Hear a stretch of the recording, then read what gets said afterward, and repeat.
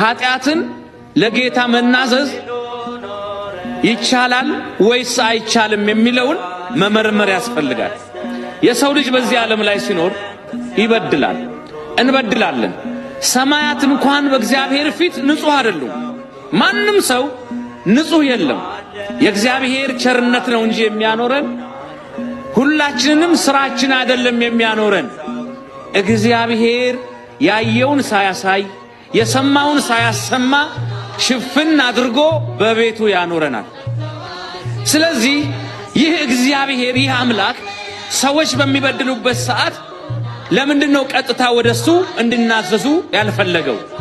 ሰው መጀመሪያ ኃጢአት ሲሰራ ሰውን ነው እግዚአብሔር ነው የፈራው?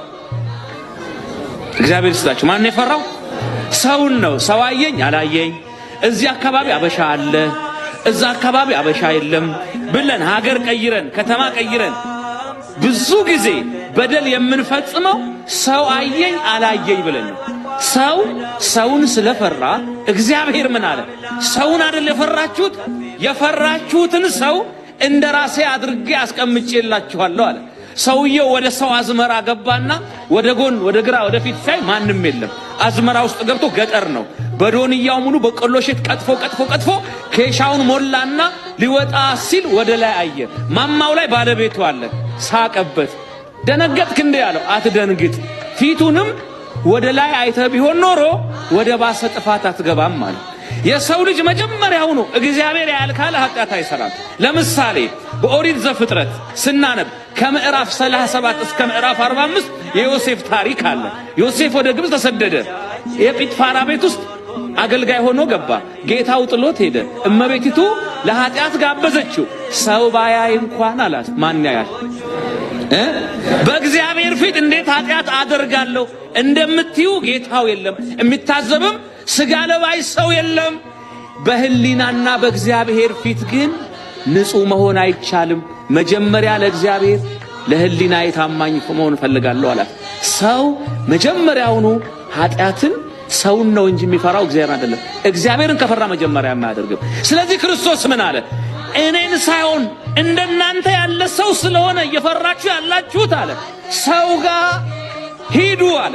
ለዚህ ነው በመጽሐፈ ኢያሱ ምዕራፍ 7 ልጄ ሆይ አለ ኃጢአትህን ተናዘዝ፣ ለእግዚአብሔር ተናገር፣ ለኔም አትሸሽገኛል። በእኔ በኩል ለእግዚአብሔር ተናገር ማለቱ ነው። ከዛ ማቴዎስ 8 ቁጥር 3 ላይ ክርስቶስ በማቴዎስ 5 ወደ ተራራው ወጣ ይላል። የሥነ ምግባር ትምህርት የአምልኮ ጥራትን ካስተማረ በኋላ ከተራራው ሲወርድ አንድ ለምጻም ወደሱ መጣና ጌታ ኢየሱስ ክርስቶስ ሆይ ከለምጼ ልታነጻኝ ትወዳለህ አለው። እወዳለሁ ንጻ አለው። አነጻው። ግን ሂድና ራስህን ለካህኑ አሳይ አለው። በቃ እኮ ድኜ ሂድ አሳይ ብያለሁ አሳይ አለ። እየሮጠ ካህኑ ጋር መሄድ ነበረበት። ክርስቶስ እዚህ ጋር ያለውን ድህነት ፈጽሞለታል። ኃጢአት የለምጽ ውጤት ነው በብሉይ ኪዳን። ስለዚህ ሂድና ራስህን ለካህን አሳይ ያለው ለጊዜው ለምጻም ሰው ኃጢአተኛ ነው ተብሎ ስለሚታመን መስዋዕቱን ማንም አይቀበለውም። ለፍጻሜው ግን አንደኛ ራስን አሳይ ሲለው ከእንግዲህ መስዋዕትን እንዲቀበል ድኛለሁ ብለው ነው። ሁለተኛ ውሳጣዊ ማንነትክን አሳየው፣ ሂድና ተናዘዝ አለና ክርስቶስ ተናገረ። ይሄን ቃሉን በምን አጸናው? የማቴዎስ ወንጌል ምዕራፍ 16 ቁጥር 16 ላይ ፊልጶስ ጥያቄውን ከመለሰ በኋላ ጥያቄውን በፊልጶስ ቂሳሪያ የሥነ መለኮት ፈተናን ከመለሰለት በኋላ አንተ ከእግዚአብሔር የተገኘ እግዚአብሔር ነህ፣ ከእውነተኛ አምላክ የተገኘ እውነተኛ አምላክ ነህ፣ የተወለድክ እንጂ ያልተፈጠርክ ነህ፣ አንተ የእግዚአብሔር ልጅ እግዚአብሔር ነህ። ያንተ ልጅነት የሹመት አይደለም፣ የኛ ልጅነት የሹመት ያንተ የእኩያነት ነው ብሎ ከመሰከረ በኋላ አንተ አለት ነህ፣ በአንተ ላይ ቤተክርስቲያን እሰራታለሁ፣ የሲኦል ደጆች ሊያነዋውጿት አይችሉም ካለው በኋላ ምን አለው? የመንግስተ ሰማያትን መክፈቻ ቁልፉን እንካ እሰጥሃለሁ፣ አንተ በምድር ያሰርከው በሰማይ በምድር የፈታው በሰማይም። ማን የፈታችሁ ስል ጴጥሮስ ነው ካሉ እኔ ይታሰራልልም።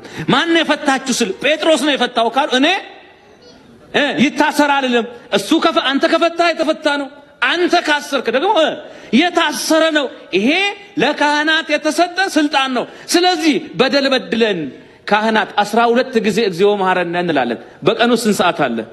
12 ሌሊት ስንት ሰዓት አለ? 12 በድምሩ ስንት ነው? 24 ሰዓት ሙሉ በድለናልና ስንል ማን ይፍታ ይላሉ? እግዚአብሔር ይፍታ።